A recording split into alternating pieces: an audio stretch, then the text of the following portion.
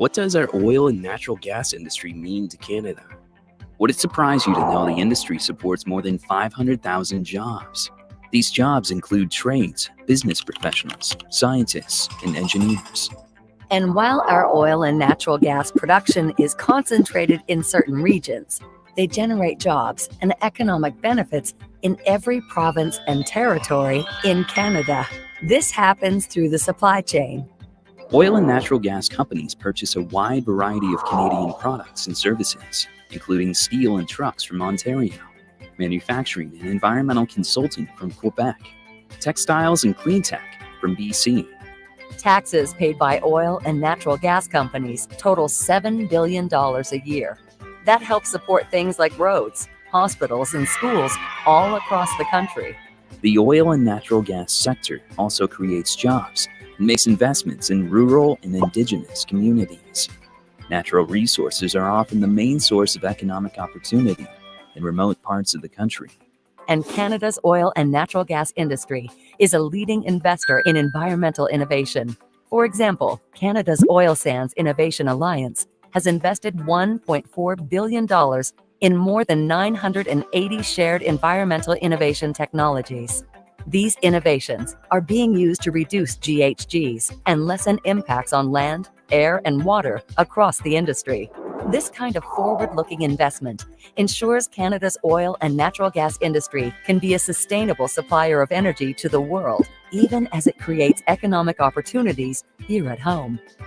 Find out more at context.cap.ca.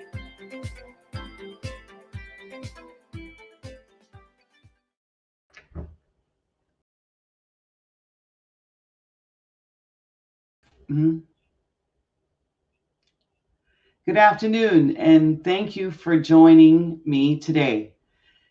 We're so delighted to be here. It's a lovely spring day in Alberta, and I want to thank you all for staying home, self-isolating.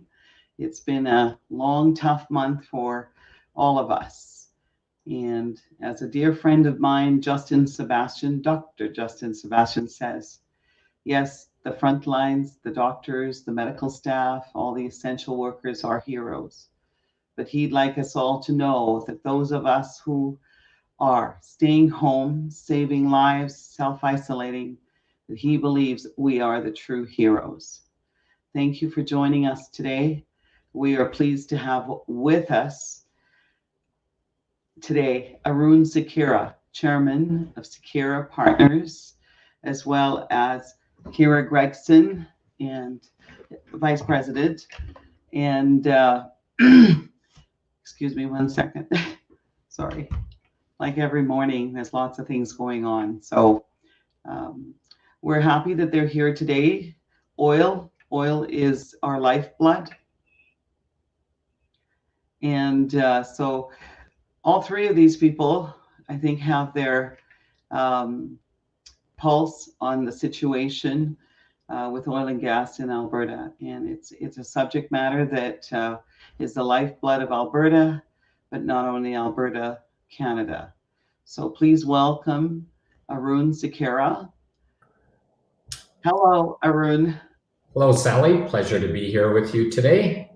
Thank you so much for taking the time to join us and to tell us what you think of oil and gas, the outlook, the forecast. What will things look like in 6 months, 1 year, and 5 years?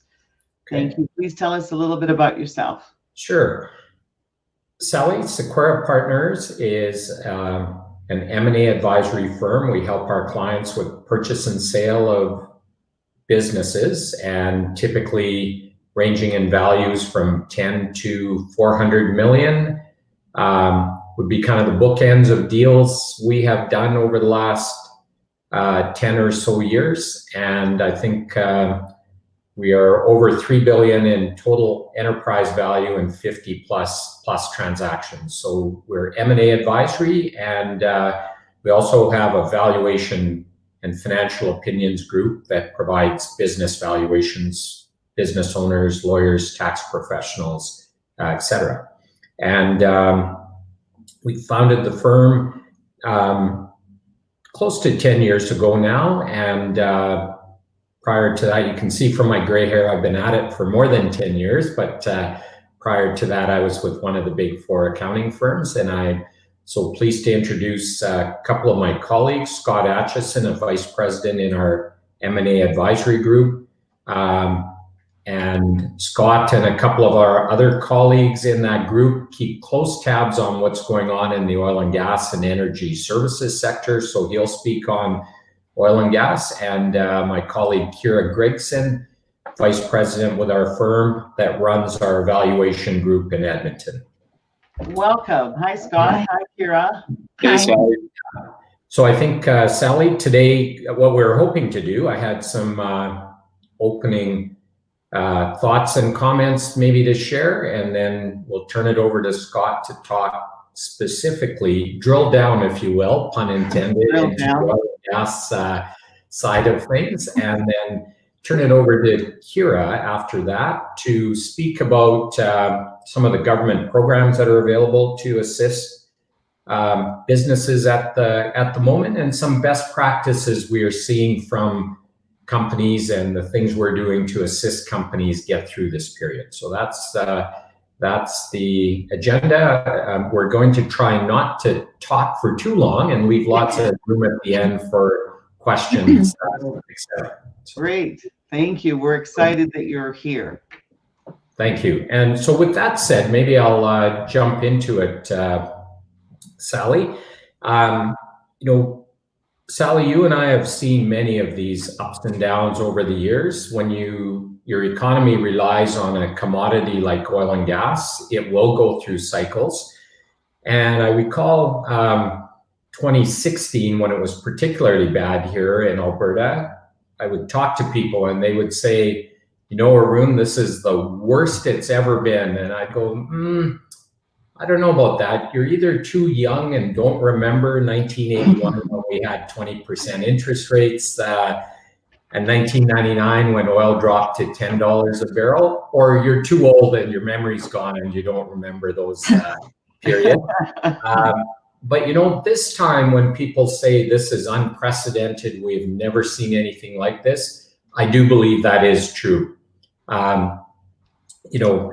The last 5 years for the Alberta economy, for the oil and gas industry, has been challenging. The regulatory regime and Bill C-69 and Bill C-48 and all of those sorts of initiatives have made it increasingly difficult to get infrastructure projects built.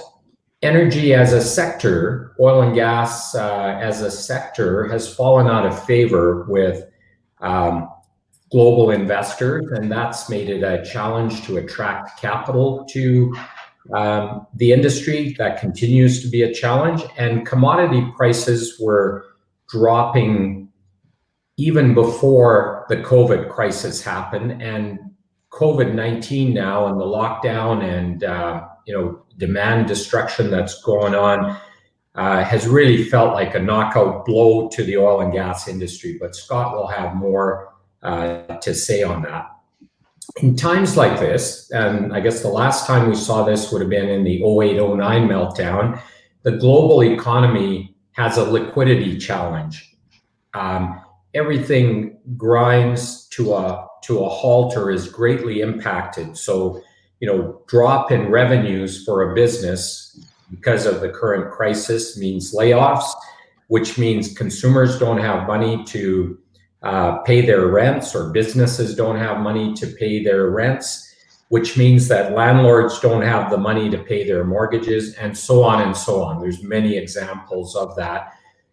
Businesses tend to be very mindful of hanging on to their cash. They're not paying their suppliers, and the whole economy starts to be impacted by that. We are fortunate that the government has stepped in at all levels, and by and large, on a nonpartisan basis, opposition and government and others have cooperated to put in big stimulus measures into the economy, which has been very helpful. The banks have shown quite a bit of leniency in terms of relaxing debt payments and giving holidays, etc. So that has been helpful. On the government stimulus, the scope of the projects has been really dramatic, and it's a massive undertaking to administer all that. So I think a big shout out for the government sector for their tireless efforts in putting the stimulus package to work and in administering all of this. And shout out to all the essential workers, as you had mentioned at the beginning, Sally, for their tireless work, whether it's healthcare workers, whether it's grocery store clerks. These are people we're courteous to in our day-to-day lives, but by and large didn't really notice them or recognize them. And now we are really, really grateful to have those people that are putting their own lives at risk in order to serve the rest of us. So thanks to all those folks. I was on a call a couple days ago with a senior executive with a big Asian conglomerate relating to some M&A work they might require here in Canada. And unprompted, he mentioned that, good for you guys, good for Canada for all that you're doing in these tough times for their people. So I know if you watch the news, there's always someone that falls through the cracks, and that's regrettable. And I do feel for them. But sometimes you watch the news and you think, the government's not doing enough or people aren't doing enough. But I think on a global stage, we're being recognized as doing a lot for our people, as we should. So that's reassuring to know that somebody else somewhere, halfway around the world is recognizing what we are doing here. So that's positive. From a medical standpoint, Canada, and particularly Alberta, I think has been best of class. So much so that Alberta is now sending medical supplies to other provinces. So good on us for that. And we are best of class, unlike what we see maybe in the US, where President Trump has a press conference with his medical officers cringing in the background as the words come out of his mouth. But here, the coordination between the federal government and the provinces, both on medical matters and economic matters, has, I think, been very good. And we should be happy with how the governments have reacted. And it's interesting to note that Canada's chief medical officer and the majority of our provincial chief medical officers are women. So I don't know if that is the reason things are going so well. Just saying. So coincidence? I'm sure I didn't even put me up to that comment, but I do believe we have an excellent. We've responded very, very well on the medical front at all levels. So that's very good. Massive debt we're incurring, the drop in national and provincial GDP that we're expecting, the high unemployment rates, especially in Alberta, that are going to endure post COVID-19, the impact to industries like travel and hospitality. And I don't know about the rest of you, but I can tell you it'll be a long time before, if ever, before I get on a cruise ship again after watching reports of what happened there. So I think we're in for a long recovery on many, many fronts. And Scott, maybe you could just share the one slide that I have to share, and it is the Chinese term or expression for crisis, wage heat. The first symbol, if you could click on that, Scott, represents danger. As you will see in any situation like this, there's lots and lots of danger. And the second symbol represents opportunity. So in every crisis, there is danger and there is opportunity. So enough about the dangers, and let's take a look at the positives and where the opportunities might be. So as a general comment, major downturns are often followed by periods of significant growth. And I think that'll be true this time as well. I think Canada will experience good growth once this is behind us. Alberta may be lagging a bit, but we'll still see some growth. So at the risk of being a little crass, I just want to lean on one of Warren Buffett's quotes. He said, "Be fearful when others are greedy." So, when stock markets are reaching new highs and real estate in Toronto and Vancouver are reaching new highs, etc. I guess if you take Warren Buffett's comment to heart, you should be fearful. And he said, "Be greedy when others are fearful." And today, there's lots of fear out there. And for those that have cash, for those that have a strong balance sheet and some risk tolerance, whether you're buying a house or buying a business, there will be deals to be had, and there will be lots of opportunities going forward.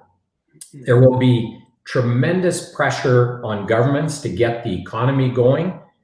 So I believe there will be a lot less tolerance in Canadian society for continuous blocking of infrastructure projects. So as we come out of this, if ever there was a time to get some of the infrastructure projects, some of the pipelines built, etc., that will be as we come out of this, because people are today focused on economy and jobs and getting people back to work. And a handful of people blocking a multi-billion-dollar project, I think there will be less tolerance for that, as there should be, and we hopefully will get some of the infrastructure projects built. The other positive of this is the ability of the average business to work remotely or online. We have always, we have had all the tools at our disposal, like Zoom and Teams and the platform we're using today, for a lot of years, but we didn't actually use them. And today we've been thrown into it, and I think that will have an enduring impact, and we'll all be better off as a result. I was talking to a friend and business associate. They have an office in Toronto, and he rents a lot of office space in Toronto. And he said, post-COVID, I'm going to need a third of that. So I think that will be one big impact of working remotely. Small retailers that have been forced to go online will be better retailers as a result of that. So, and I think the Alberta will need to diversify, and that will, a time like this will force diversification. I think access to good people for businesses that have struggled with getting talent in Alberta will improve in the years to come. And this has also brought out the best in people, both on the business side and on the community mindedness side. And I think that is a positive.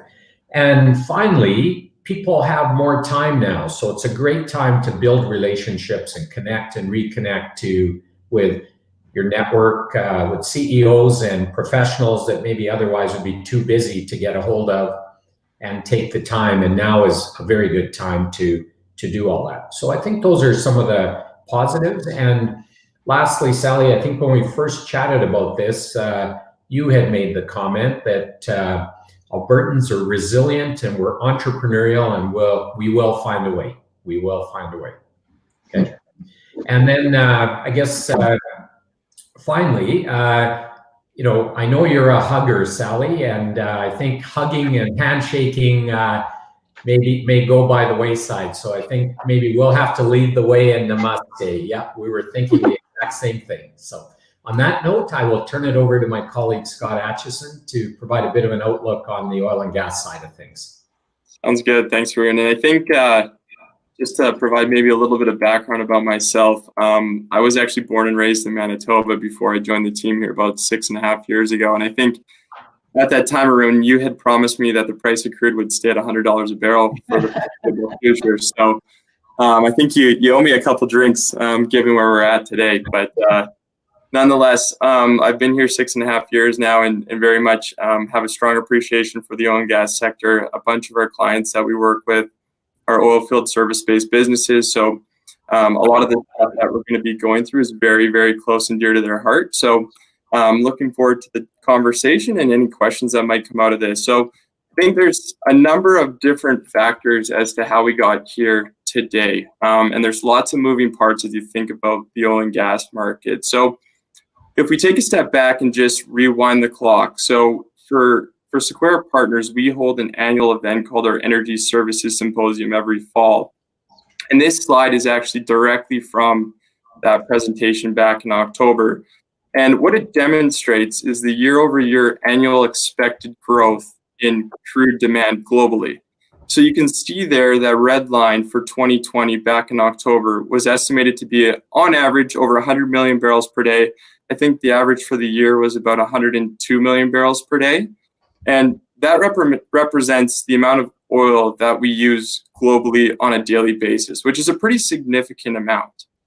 Now, if you look at where we're at today, using the same chart and that same baseline from October, the 2020 forecast back, only a few months ago, and you look at how much the world has changed with the developed world now in quarantine, you can see here that obviously what we're expecting is an unprecedented drop in the demand for crude.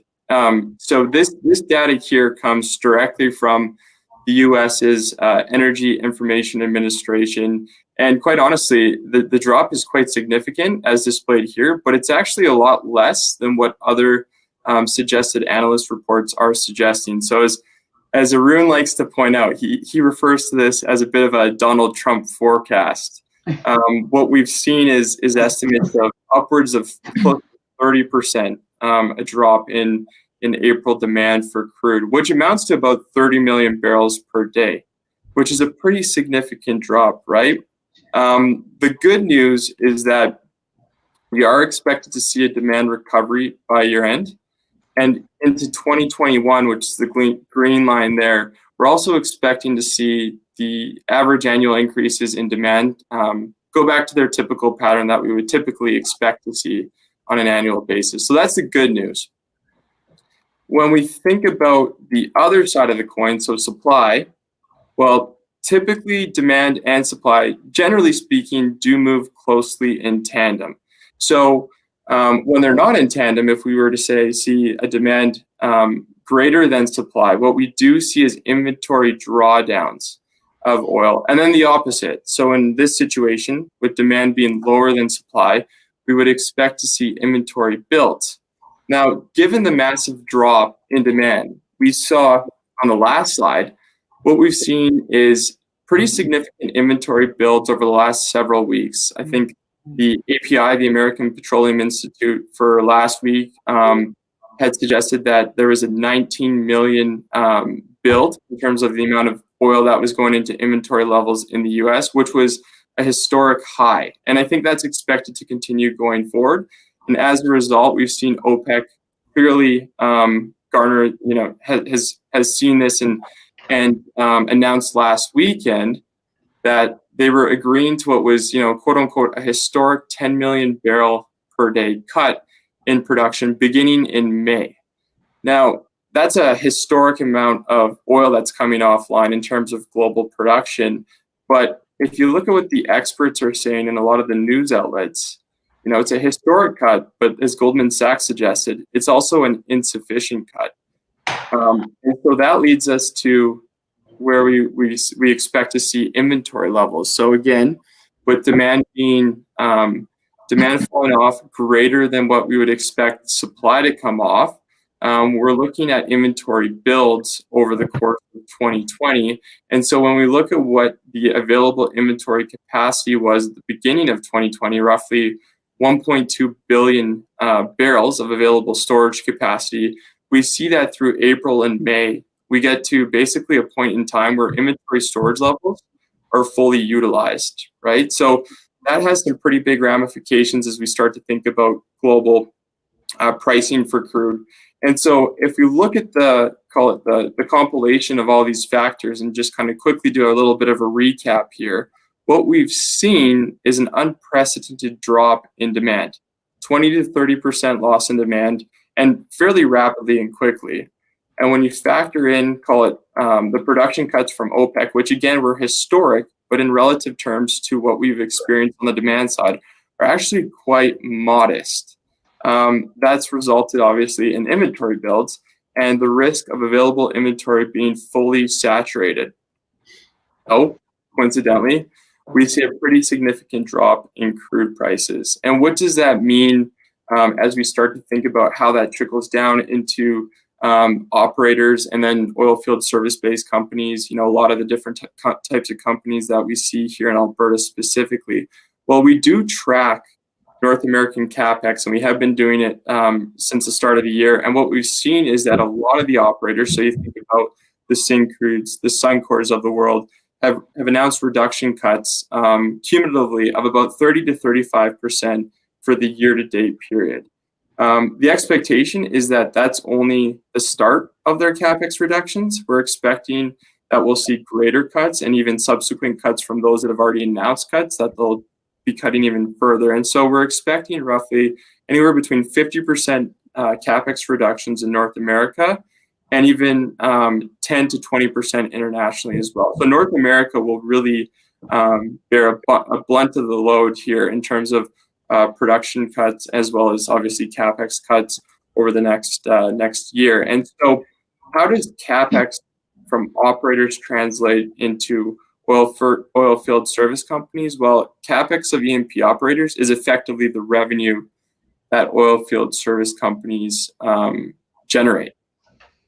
And so that trickles down, obviously, into the companies that we see here sprinkled throughout our communities here in Alberta. So, the drilling contractors that are drilling wells, the ones that are completing wells, transportation. Aroon always likes to joke, too, that the Tim Hortons in Fort McMurray could also be, qualify as an oil field service company. So this definitely has a trickle-down effect into the broader economy here in Alberta, and obviously Canada's the energy sector makes up a sizable chunk of the Canadian economy as well. So looking at activity levels and where we think this will ultimately lie with these CapEx reductions, we're looking here at U.S. rig count. So unfortunately, Canadian, rig count isn't as closely forecasted as activity is in the U.S. So we're using this as a bit of a proxy in terms of what we expect activity will look like over the coming, next few years. And as you can imagine, with pricing and capital budget reductions, it's going to lead to a significant decrease in activity. So analysts are forecasting anywhere between 60 to 70% decrease in activity over the next several quarters, with a trough expected kind of near the end of 2020 and a slow increase for the start of 2021, but that will obviously pick up quite a bit of steam near the end of 2021. So we are expecting that we will see a recovery, but that recovery won't start until the second half of 2021. So there is no doubt that there's going to be quite a bit of pain here for Alberta-based businesses, including a lot of our clients over the course of 2020. I think the silver lining is that what we're hearing and what we're seeing from the analyst community is that the faster we head into this trough and this downward spiral on activity, and the harder that it does hit, well, the more likely that we'll see a recovery at the start of 2021 and a more rapid recovery as well. So I think in the meantime, obviously in preparing for this decrease in activity that we're already starting to see, it's important that companies start taking action in terms of what they can do and what they can control in terms of making sure that they can come out of this in a good, strong position once activities does start to resume. So I think Kyra will spend a little bit more time talking about that in terms of some of the exercises that can be performed. But in the near term, I think preserving the balance sheet is really important. So what does that really translate and mean? Well, it means, looking at opportunities to reduce costs. So personnel cost reductions, whether that's salary and benefit reductions, layoffs, job sharing, We've heard of some clients that are looking at, furloughing their workforce. So what that means is basically working for a week, taking a week off, and then working for a week as well. Reducing discretionary costs, so travel, obviously meals and entertainment are pretty hard to start making lunch appointments, et cetera, in this environment, but reducing any discretionary costs where you can. And then also reducing capital expenditures. So instead of buying new pieces of equipment, use the equipment you currently have in your fleet, given the activity levels are depressed today, and make use of what you do have for equipment as opposed to going out and buying that new shiny truck or that new shiny piece of equipment. And then lastly, making sure that for the work you are doing, making sure that you collect that work and collecting your receivables from your customers is really, really important in this time, just to make sure that these businesses ultimately do come out stronger when we do start to see a return to activity. So yes, Kyra, over to you on the cash flow side. There you go. Thanks, Scott. Yeah, so I thought maybe we'd just start, if you just go to the next slide, with just giving a quick overview of what support is available right now for businesses. So this is specific to businesses, not necessarily individuals. There's separate programs for that. But just to touch on some of the key ones, we have a variety of payroll programs.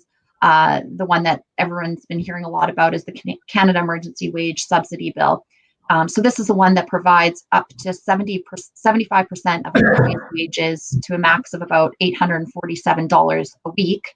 And that's eligible for businesses that have been able to demonstrate a reduction in their revenues of at least 15% during the month of March, and up to 30 or at least 30% in April and May. I believe in recent weeks, it's also been, this program's been extended so that the program will provide 100% refund of any employer contributions to CPP and EI made to employees that are on leave with pay. And there continues to be revisions to this program amongst most of the programs on this page. And it looks like what they're doing is kind of casting a wider net to make sure they're capturing more and more small and medium-sized businesses.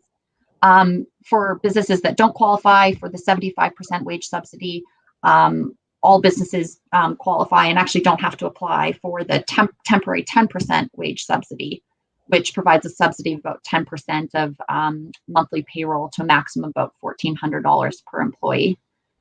For Alberta-specific programs, there's utility payment deferrals till mid-June 2020, which applies to residential customers and some small commercial customers, and WCB premium deferrals until 2021.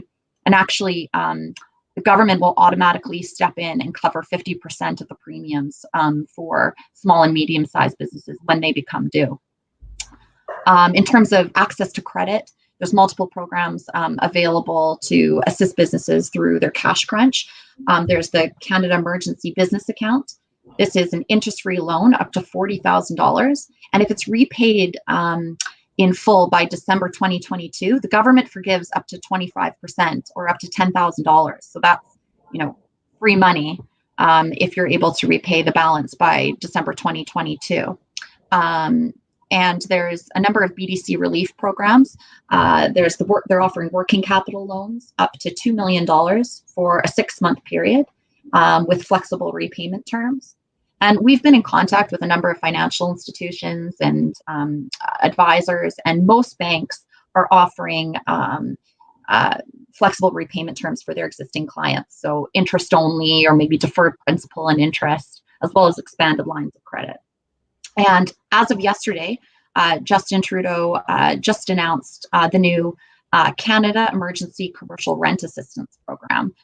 There's still more details coming to light on this, but it's going to be rolled out by province, and essentially the government will be providing loans or forgivable loans to commercial landlords, with the intent that landlords could provide a bit of a break, either lower or forgiveness of rent for small businesses during the next few months. Scott, if you can go to the next slide. So that's a brief overview of the programs, but what's really underscore the importance of cash flow modeling. to understand whether you're eligible for the program. So in the case of the wage subsidy, you need to be able to demonstrate a reduction, 30% reduction in revenues. But cash flow modeling is also going to be important in order to make internal business decisions on which programs to take advantage of, and if more funding and capital is required. At this point, we're a few weeks into this, a month into this. It's not a question really of if my business is going to be impacted by COVID-19, but by how much. And how can business owners and business leaders navigate through this time of uncertainty, and how do they take this into account when making future planning? So the answer is with proper cash flow management and cash flow monitoring. So the more granular you're able to do this, the better you can anticipate the extent of timing of cash crunches and what accommodations are required and what you need to do going forward over the next 3, 6, 9 months, what have you. So at the center of, so these are some questions that we would recommend that businesses ask themselves when trying to come up with a proper cash flow forecast. And at the center of this, I have the question, what if? So it all starts with a what if question.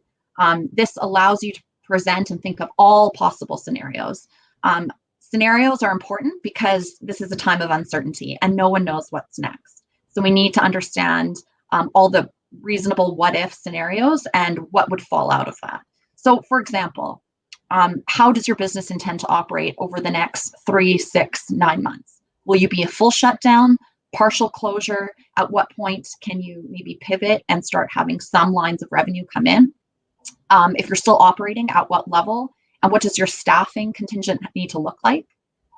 For revenue streams that are available, start thinking about how prices will be impacted, the level of discounts that need to be offered, or maybe special pricing. And probably most importantly, how is cash being collected? I have some experience right now with one client who they're modeling all sorts of circumstances of, if their customers, if 50% of their customers ask for longer than 60-day deferrals on payments. Now, what if 25%? What is the minimum number of days, minimum number of customers they need to pay within a 30 to 60-day time frame? And what are the ramifications on their business? For expenses, it's kind of going down to bare bones. What are the unavoidable costs? Rent, insurance, electricity, financial fees, and what can potentially be modified. So are you having discussions with your key suppliers on payment terms and what support they can give you over the next 6 months? And then for labor and payroll, there's a number of programs that are available, but to what extent are you going to take advantage of, and what's the impact for your business? So what does a skeleton staff look like? If you're not fully operational, who do you need to keep the lights on? But then conversely, maybe notwithstanding costs, what are the implications on your business from an operational perspective? Will you be able to bounce back once this is over?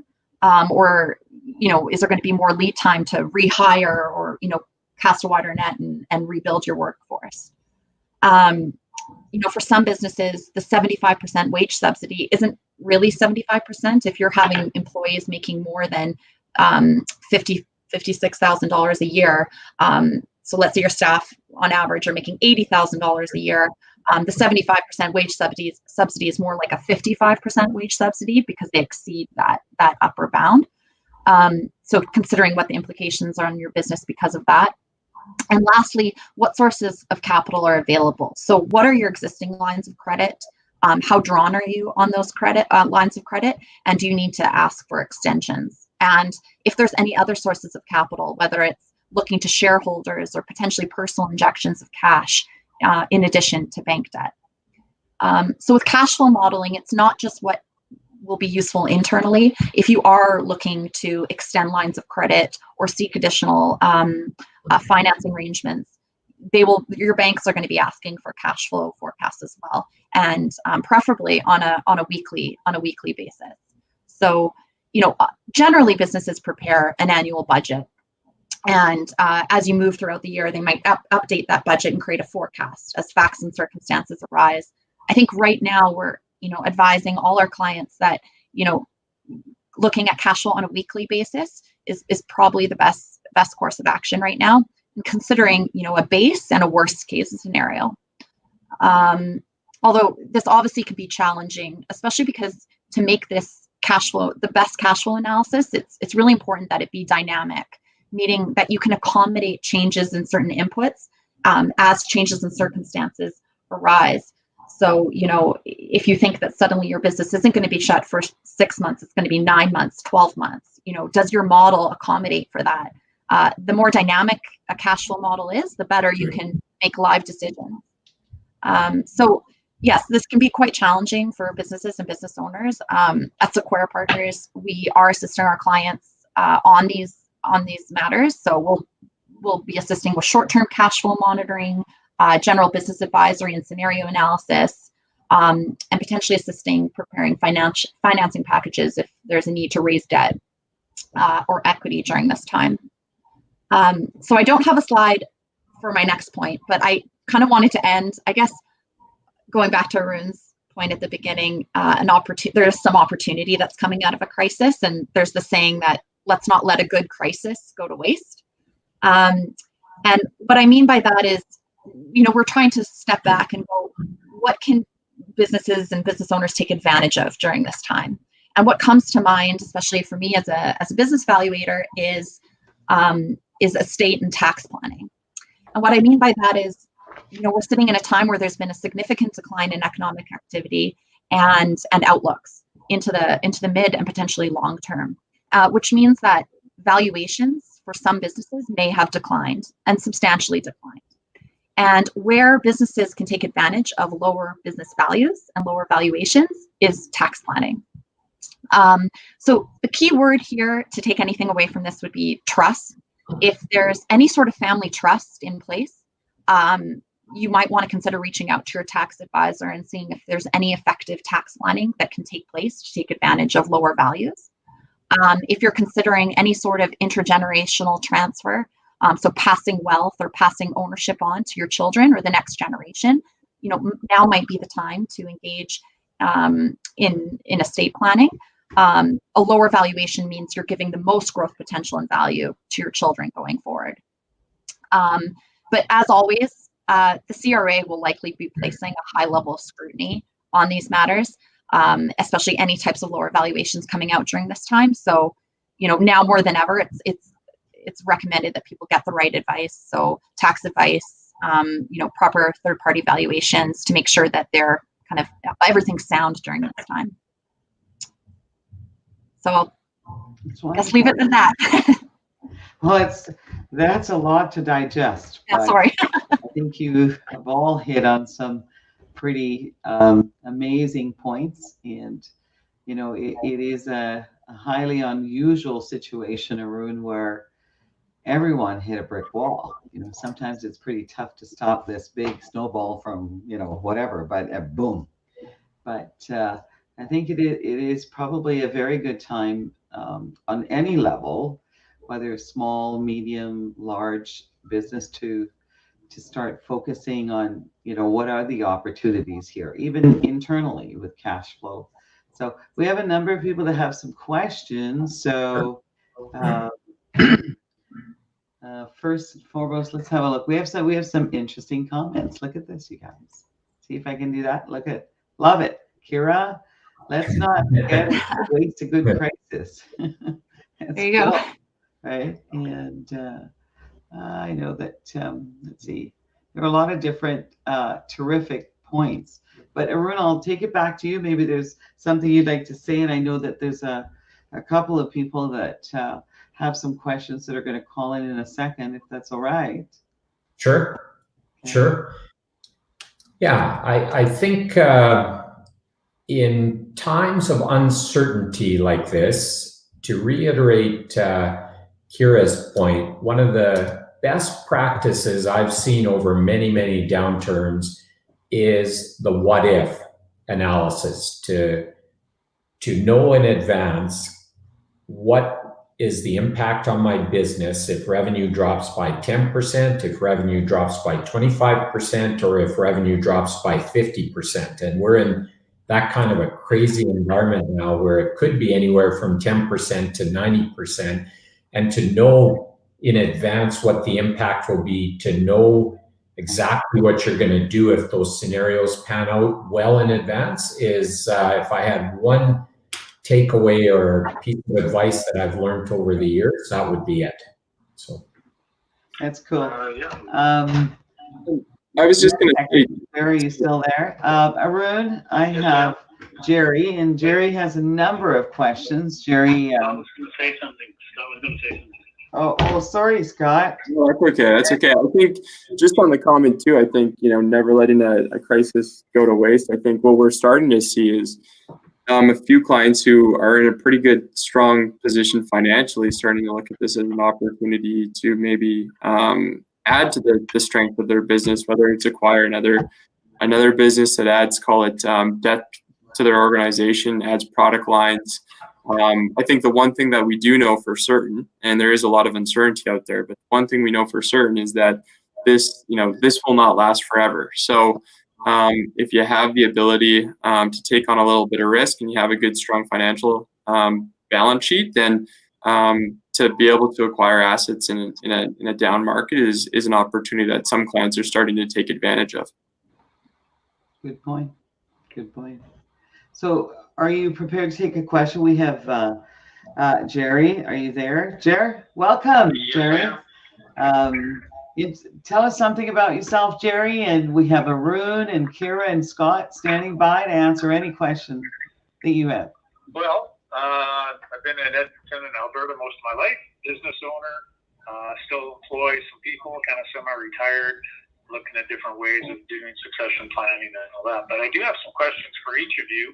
And it kind of relates. So I'll just rattle off the questions, and then perhaps you guys can answer as it might pertain to you. But Kyra, if I could start with you, based on my feeling of the more money the government borrows, at some point in time, it will affect the valuation of the dollar.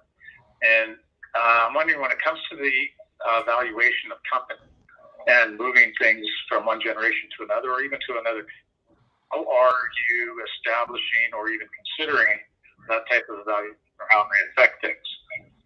Also, relating somewhat to that, businesses that are not affected really financially from this crisis, will they be in any way responsible for helping pay back some of the stuff that's being borrowed? And then for Scott, in relation to the enthusiastic look at the recovery that could come by 2021, and the government's borrowing so much money, are resource royalties, as far as you know, going to be addressed? And then for Aaron, the question is, for people that may want to invest in the future, what do you feel are going to be the areas of significant growth? Those are my questions for now. Great. Thanks. I guess I'll start with the first few that you gave. So as to how we're incorporating potential impacts on the valuation of the dollar, currency, at this point, I would say we're still in early days of understanding how to properly put through different types of simulations and account for COVID and the impacts of COVID. Typically, it depends on the sophistication. It depends on the extent of the valuation and the type of clients involved, to the extent to which we start modeling impacts on currency and foreign exchange. I would say that what we're doing right now is we're running a bunch of, I guess I'm belaboring a point, but we're running a bunch of scenario analyses. So typically in a valuation, you might just have one set of forecasted cash flows or one set of cash flows as the basis for your valuation.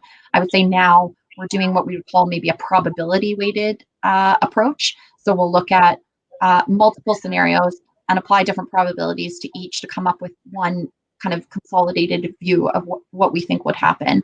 I would say for clients that are having, majority of their sales outside of Canada that would be impacted by changes in the dollar. Your recording time has expired. To send this message now, press pound or hang up. To leave a callback number, press 1. To replay your message, press 3. For additional options, It wasn't the right answer. I want to lose him. Hold on. Well, anyways, maybe he's listening online. Pound or hang up. To leave a contact number, press 1. To replay your message, press Well, it's 3. not For perfect. additional options, press 9. Trying to disconnect it. There. Okay. All right. Sorry about that. That's okay. I would say that right now, I think if you're someone who's impacted by a greater number of your sales happening outside of Canada, or maybe it was supply, to that extent, maybe we'd start to look at impacts on FX. I haven't seen it come up yet, but that's not to say it can't come up in the future. Okay. I got Jerry back. Okay. So, Scott, are you going to address his question, and we'll...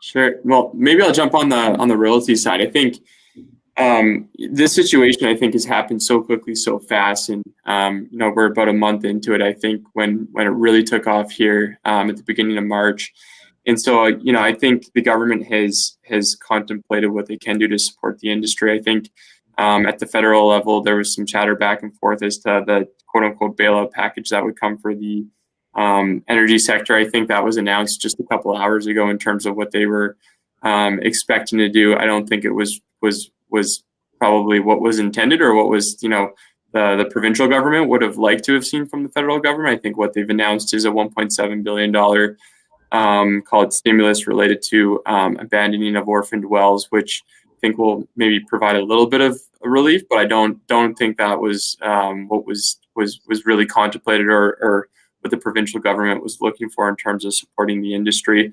As it relates to royalties, I think that's a really hard question to answer. I think I don't know directionally what the provincial government would look to do in terms of helping call it our oil and gas operators. And so for those that don't necessarily understand how the royalty regime works, but effectively on the amount of oil and gas that's produced by the operators, they take a cut, and they have to pay a cut to the government right off the top from that production. So it's effectively amounts to an expense, a payout of cash flow from the operator to the government for the use of the lands to produce the oil and gas. And so I haven't seen or read of anything suggesting of a royalty cut or anything like that. So I guess stay tuned. This has all happened so quickly, so fast, that I think everyone's trying to figure out solutions as to how we can help the energy industry as best as possible weather the storm. Okay. Jared, I think you had a question for Aroon. Yeah, I think the question was around what industries, but just before I go there, on the royalty topic, our province's revenue stream, moves wildly based on what's going on in the oil and gas business, from collecting royalties, et cetera. And I think, every time we have a downturn, there's talk about how do we stabilize those revenues, and the way to stabilize those revenues is to bring in a provincial sales tax. So will that happen? Don't know, but watch for that. That could very well be on the table, as it always is when your revenues from royalties goes down. In terms of what industries, now I'm not a financial planner, so take my comments with a grain of salt here, but in terms of a few data points, if you look at the top 5 tech companies, biggest tech companies in the world, that would be the likes of Microsoft, Apple, Google, Amazon, etc. I think their market cap topped $5 trillion. And to put that into perspective, pre-COVID, Canada's GDP was $1.9 trillion. So those 5 companies are worth more, 2.5 times more than Canada's GDP. I can't even get my head around that. Yeah. During this crisis, they dropped in value by 7% versus other industries that were dropping by 20 or 30%. So I guess, broadly speaking, and new economy businesses will have a good outlook. In terms of the biggest Canadian companies, there would be the banks, the financial services sector, and Canada has held up well through many of these. And then the other top 5 would be the 3 biggest banks, and it would include, I think, Enbridge Pipeliner and Suncor, an oil and gas producer. So very large traditional businesses like the banks in Canada, the big pipeliners, Suncor, a big integrated. I think certainly, Suncor and Enbridge in the short run will have good outlooks. If I were thinking ahead 50 years, maybe not so much, but who thinks I won't be around in 50 years? So I guess I don't think that far in advance. Really? And, I mean, thinking about 50 years from now, we really have to actually be focused on the future and future generations and the legacy. And I think that, our generation, maybe it's time that perhaps maybe we refocus and make some serious decisions. You mentioned earlier that I think that we're going to have zero tolerance, actually, zero, at least mine, zero tolerance for obstruction of infrastructure projects, etc. Jerry, you still there? Yes, I am, so.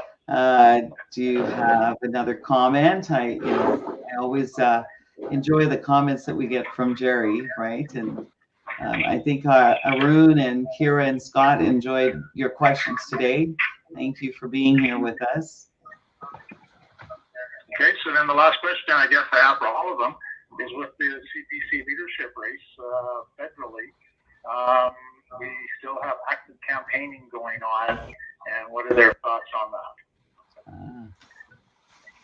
Thoughts on, sorry? I think he's talking about the leadership race, and there's still, I think for the Conservative Party leadership?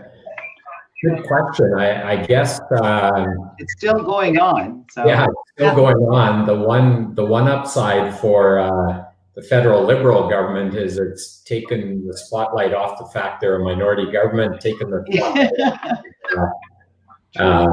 the opposition or the NDP haven't heard hide nor hair on any of that. So I'm not sure what the plans are, to be honest. I haven't been watching the election, or I think it's scheduled for June, and they're talking about pushing it out or doing it online or whatever the case may be. Online or postponement for sure. Well, we've had some interesting comments here. That's a lot to read. Not an oil expert. It's an expectation that given the price decreases in oil, the 2 silver linings would be the result of higher efficiencies, particularly in Alberta, where cost of production is higher. OPEC plus oil prices drop was seen as a possibility of consolidation of producers in North America. Is this a possibility? Is this a risk/opportunity? Probably for Aroon. Just started to read The Prize by Daniel Jurgen to understand the history of oil better. Any other recommendations, Aroon? So on the first part of that question, in terms of driving efficiencies in the oil and gas industry, we have become way more efficient than in the past. We've always been a leader in new technologies and better way to produce and develop, cleaner ways to produce and develop. So I think low commodity prices makes that even more critical. So I think we will see greater efficiencies, and that forces all companies to be more efficient as well. The second part of that question was OPEC. Sorry. OPEC plus oil price drop. Yeah, that definitely we will see consolidation and a thinning of the herd, if you will. When the outlook is what it is today, you will have weaker players that just can't survive, and the need for consolidation, mergers to achieve economies of scale will definitely be important. And then thirdly, in terms of good reads, I think good authors in the sector would be Peter Terzakian is one person that comes to mind. He's written a few books. Scott, any thoughts or any good reads in the oil and gas side? Yeah, I was just thinking, I guess a couple thoughts too, and I guess in the world of podcasts, there's quite a few. Peter does his own podcast as well, and that's a good one. The other one too is Richard Spears, who is an energy oilfield services expert and speaks at our energy services symposium annually. He has his own podcast that's about 15 minutes every week, and they take a look at current world events and how they're impacting the sector. And then they also sometimes will spend some time looking at a specific subsector of the industry. And it's always an insightful listen. It's 15 minutes once a week. And one of the podcasts that I follow probably, pretty regularly. So I'd give that one a listen as well. And that would be Spears and Associates is where you right. I loved him. I enjoyed him. Yeah. I remember not long ago, 7 a.m. in the morning, showing up for Yeah. symposium.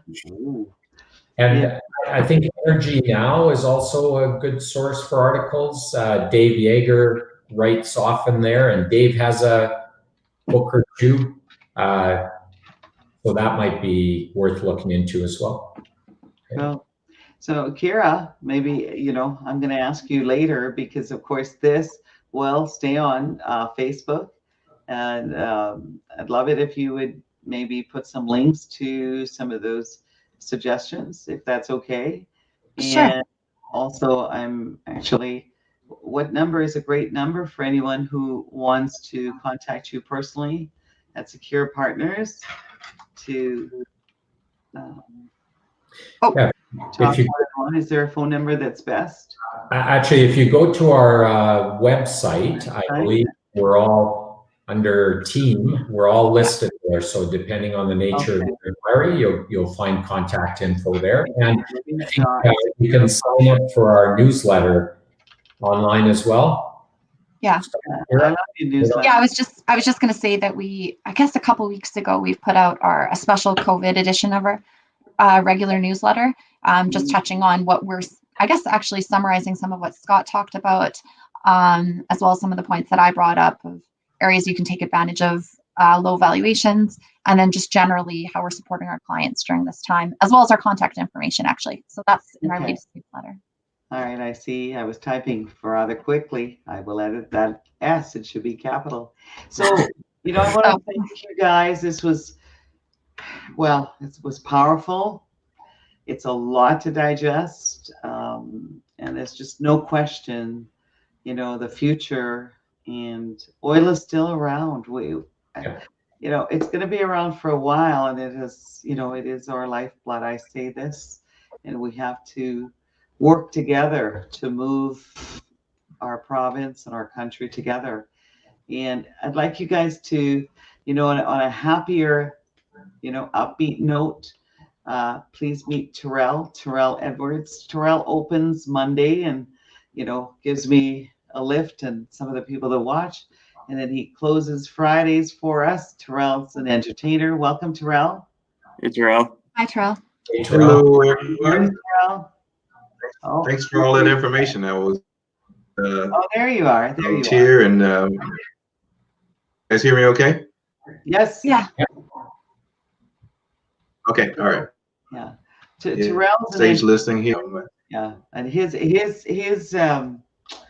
platform is now, as most of us, it's virtual and live streaming. And Terrell, many of Terrell's fans miss him face to face.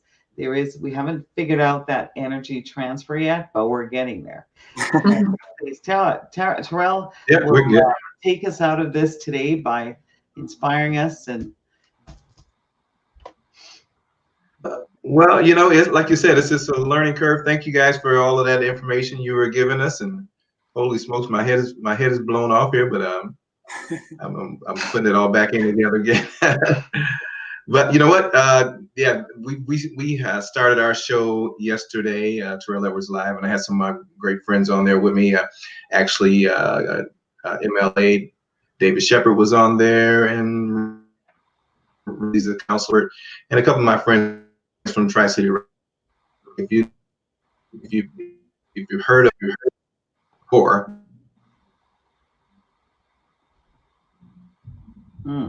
good friend of mine, make some changes. I'm gonna leave you guys with a song. It's a little bit of a funny song, but where we are right now, and if you need more music, just kind of do that. If you need me, just do that.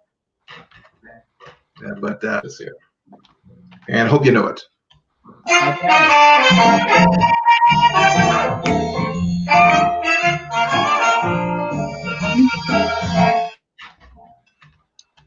Miss Saturday dance, birthday crowded the floor, buried without you, don't get around much anymore.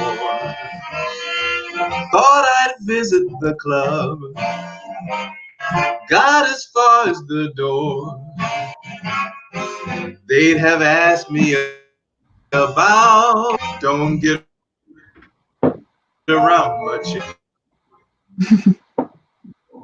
Well, yes, my mind's more at ease, but nevertheless, why stir up memories? Been invited on dates, might have gone, but before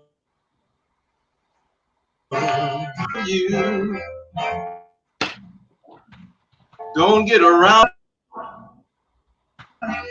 Dancing along right now, so everybody where you are. Yeah. Baby.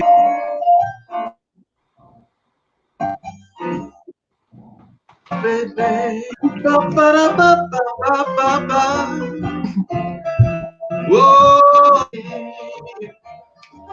Don't get around much anymore. Well, my so less. Why stir up memories? Been invited on dates. Could have gone awfully different. It's awfully different without you. Don't get around much. Yeah. Fantastic. Good job. Woo! So we look forward to the day in the future. Aroon, can you hear me? Yeah? Yeah, I can. In the future, perhaps maybe when you do that symposium and we can all be in the same place together. Yeah, we're hoping. Mr. Terrell, right? You know, Terrell often opens for Jay Leno, you guys, right? Oh, wow. Maybe you can fly in Jay and Terrell. Yeah. No one would want to hear us speak anymore. Yeah, exactly. And then, you know, like we can kick off that symposium, that morning one, with a little bit of. Terrell can sing Aroon's opening remarks. Yeah. That would be great. And fantastic. So I'm done. Okay. Okay. You know, Thank you. Thank you. There's so many questions. I have even more questions. So I guess, you know, we'll burn up the email or whatever. Sure. Thank you. Yeah. Thank all of you. Aroon, Sequeira, you know how, God bless you. Yeah. This is the new way, right? And actually, what I'm doing, Aroon is adding a bow to this, okay? Yeah. It's totally respectful. And, you know, this means a lot to a whole number of people on the planet. And Yeah. Scott, thank you very much. I mean, that's resounding, all those millions and millions of barrels of oil. Okay? Craziness. And Kyra, you know, thank you for that. Cash flow and understanding what's going on and overhead and expenses. You know, in a few our other webinars, we've talked to people on a personal level that it's a good idea. So sit down, and budgeting is great. I know corporations, right, annually have a budget, but like I have a question, because when you hit a brick wall, when you think of the ramifications of everything, so your receivables, come from a company and they can't pay you now because they, so it's just, it's dominoes. It's crazy. But we will get through this, so on a personal level and a corporate level, and if you're having issues, I can assure you that on a personal level, people are having a lot of trepidation, and corporately, small, medium, and large companies, I've had the privilege to be able to speak to people at different levels that phone. And I can assure you, we are all humans. So, the president, CEO, and the chief executive officer of a mega company that employs 10,000 people, he's human too. And he's, often feeling alone, but he's not. And same with the people with 50 employees or 10 employees, right? So the whole thing is overwhelming, as you say, $1 billion, 1.4 billion now, Aroon. Sounds like nothing. So I think we trillions now. Hello. But as Terrell had said to me, who's going to pay for all of this in the end, right, Terrell? But together we'll find ways of generating, is that it, more revenues, right? And reduce expenditures. Yay. Is that it? Listen, it affects everyone's business, what has happened to us, okay? And, I find it, yes, COVID-19, a terrible, terrible, terrible, virus that's affected the whole world.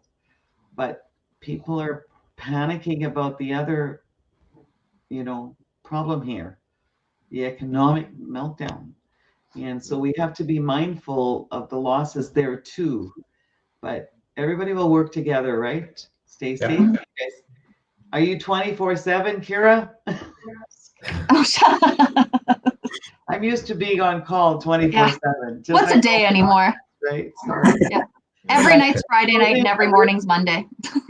Thank you all so much for being here. Perfect. Staying home. Thank you. And I love this staying home thing. Look at this. We're adapting. Step outside. It's going to be warmer, and for saving lives. And God, take care of yourselves, okay? Thank you. And I look forward to seeing you. And Terrell, I'm going to let you, if you have something else to say, because I know on the charitable side of things, we're still encouraging people. It's all about charity now and being, sharing, right? So Terrell's working on a lot of charity things. So if you want to tell us something my else. apologies, Sally. Scott and I need to sign off to jump on another meeting here. So we're going to leave you. Yes. Thanks very much. Thank you so much for being here. Have a great weekend. Thank you. Love you. Bye. We'll see you. Bye, Aroon. So, Mr. T, that's quite the show you had last night. Thank you for just stopping in. And the weekend's upon us. The sun is shining. So, yeah, that was pretty cool what you did last night. Yeah, we had a good time last night, and we're going to try and keep it light. We'll be on the other side of the scale, balancing things, trying to distract a little bit away from all of the things that we know are concerning people, and trying to keep a positive outlook on, our day to day. So no question, right? Yeah. So, and of course, you're going to be streaming live on your YouTube channel, and I know that you have something really interesting up your sleeve that we'll have to watch for. Something very interesting. Next week we'll have more. We'll have more entertainment for you in a different way. I've got. I can't let the cat out of the bag right now because it's just way too spectacular. But give us to the beginning of next week, and we'll be ready to start giving you some teasers. Oh, teasers! Who doesn't like teasers? That's right. And I want to thank my IT guru brother who has been with me on this ride for quite a while, and especially today. I couldn't have been manipulating all of this. It's interesting, but I kudos on you and utilizing the same platform. You had what, 5 people that you had? Well, you're the inspiration, Sally. Isn't that the name of a song? Yeah, yeah. Wow, I love it. Inspiration. Yeah, one of my favorites. Well, that inspiration starts by collaborative effort, and my brother Ian is there. And I, just for a second, Ian, I think I'd like to see your face before you say goodbye. I know you're hidden back there somewhere. Right. Hello. Oh, there he's hello. Look at guy. Yeah, there he is. How's it going, man? That's that beat me up Scotty idea. I love it. Welcome. Thank you so much. That was a wonderful, wonderful hour of great information. Yeah, it was good. It was a good show today, Sally. Well done. Thanks, Terrell. Appreciate it. You guys joining. How's Florida treating you there? Nothing good. Nothing good. Yeah. We're going. Okay. We're finally having snow melting in Alberta. Thank you. And it's not as warm as we were expecting it, but we'll take it. And Terrell, I look forward to seeing you on Monday. God bless you. I love that you start my week and end the week. And I know that you're an inspiration to many people out there as well. I know that, some of the people I know have become a pretty awesome fan.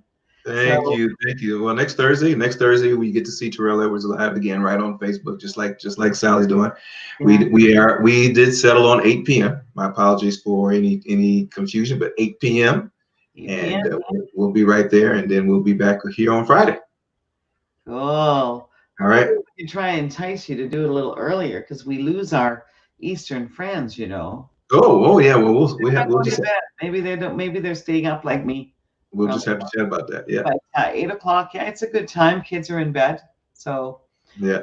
Locals. Well, Terrell, it's good to see you. Your smile always lights up the world. Thank you. That's likewise. A good song. Sing a few lines as we say goodbye. You're an inspiration. Yeah. Oh yeah. Wait a minute. Now tomorrow we have a special show tomorrow at 1 o'clock. And I am so thrilled. I will be welcoming Jamie Saleh. Whoa. Oh. Olympian, gold medal. I know. Foremost, one of the most incredible women. She's caring, sharing, passionate, focused. And, she's our own. She's right here. Isn't that incredible? That's awesome. Jamie Saleh tomorrow, live. Right here at 1 p.m. Terrell. So you might want to pop in for a little visit. I'll be looking for her. We're going to hear all about Jamie's mentoring program and all the wonderful things that she's been doing as well during this incredibly traumatic time. Yeah. I met her once at an event. I believe it was an awards event actually, and yeah, just an incredible spirit. She sure is. Yeah. So she's willing to share. Yeah. So yeah, we're looking forward to seeing it. It's how we're all going to get through this. Yeah. And, but yeah. So take it up, Mr. T, and I wish you a very wonderful weekend. All right, you too. Hope to talk to you soon. We'll check with you. Okay. Okay. So you're an inspiration too. So you're the inspiration. You bring meaning to my life. You're the inspiration. Yeah, that's to all of you. God bless you, and thank you for stopping in today. All right, we'll see you. Have a great weekend, everyone. You too, T. Bye for now. All right. Oh, wait a minute. Oh, I forgot to show this to. Oh, can we see this? Because Aroon was kind enough to quote Warren Buffett. But Albert Einstein, right? In the middle of difficulty lives opportunity. So thank you, Mr. Einstein. We'll try to hang on to that till tomorrow. There we go. God bless you. Bye for now. Take care.